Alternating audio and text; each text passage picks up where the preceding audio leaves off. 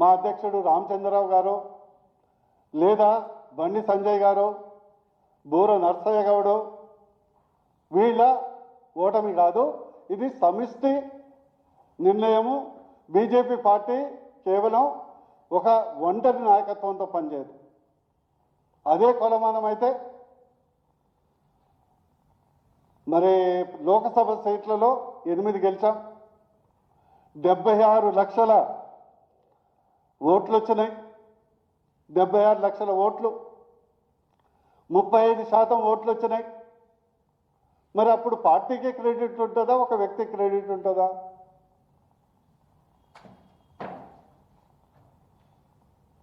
మొత్తం పార్టీకే క్రెడిట్ వచ్చింది. ఒక వ్యక్తి వల్ల గెలిచినామని ఎవరు అనలే కదా. పలానా కిషన్ రెడ్డి గారు, పలానా బండి సంజయ్ గారు, పలానా ఈటల గారు, పలానా ధర్మపురి అరవింద్ గారు వారి వల్ల గెలిచినామని అనలే కదా. బీజేపీ మోడీ కమలం గుర్తు, బీజేపీ మోడీ కమలం గుర్తు వల్ల 8 సీట్లు, 76 లక్షల ఓట్లు, 35% ఓట్లు సాధించాం. దాని తర్వాత జరిగినటువంటి ఎమ్మెల్సీ ఎన్నికల్లో 3 గెలిచాం.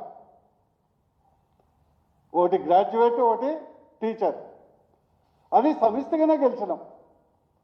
అందరు నాయకులు కలిసి పనిచేశాం. ఈ యొక్క జూబ్లీహిల్స్ ఎన్నికల ఫలితం కూడా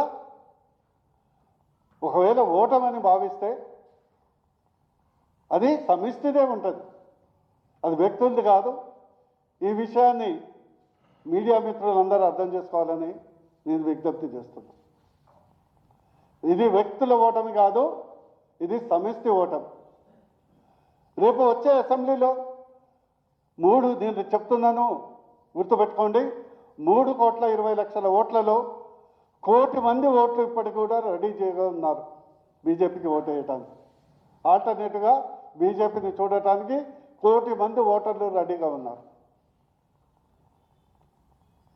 బై ఎలక్షన్లు, స్థానిక ఎన్నికలు అనేది డిఫరెంట్.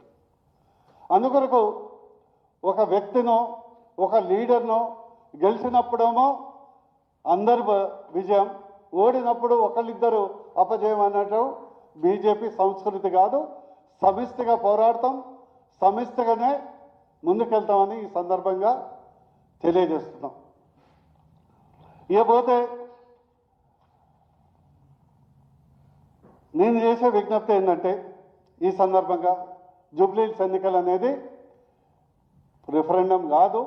మేము రెఫరెండం అని ఎప్పుడు చెప్పలేదు. కాంగ్రెస్ పార్టీ ఇది రెఫరెండం అనుకుంటే మాకు మంచిదే.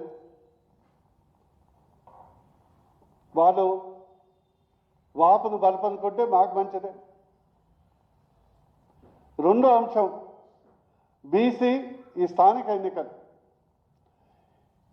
బీజేపీ పార్టీ తరఫున కాంగ్రెస్ పార్టీని మేము డిమాండ్ చేస్తున్నాము, మీరు అభయహస్తం మేనిఫెస్టోలో బీసీ డిక్లరేషన్లో 50 హామీలు బీసీలకు ఇవ్వటం జరిగింది. అందులో మొదటి హామీ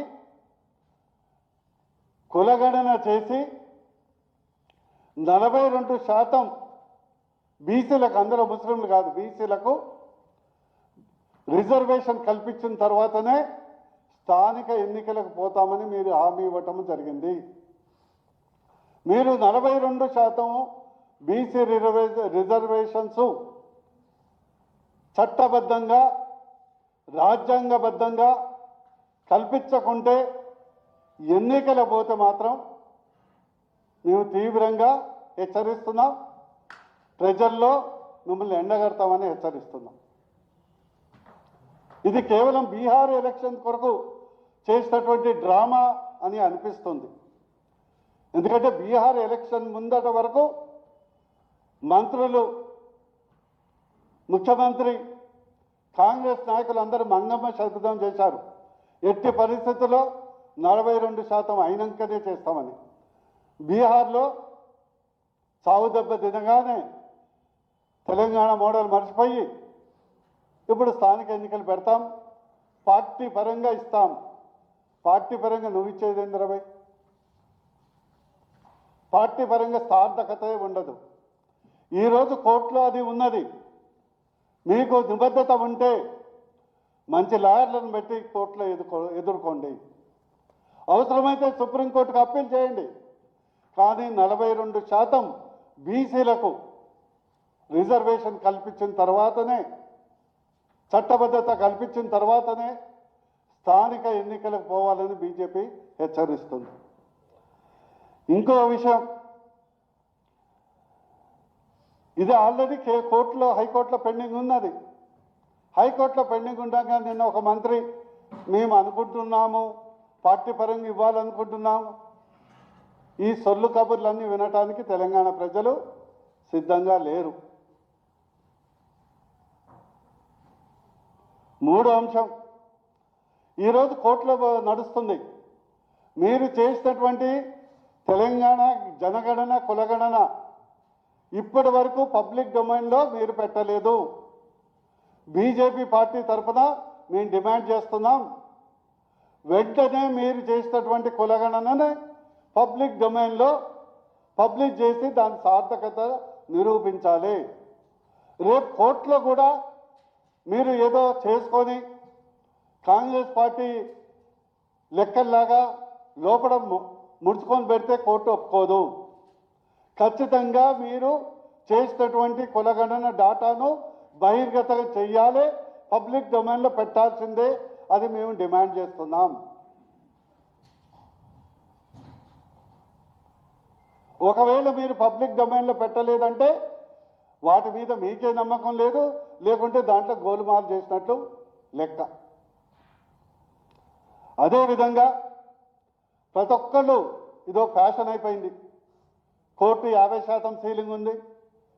అసలు కోర్టుకి ఎవరిచ్చారు హక్కు చట్టాలు చేయడానికి?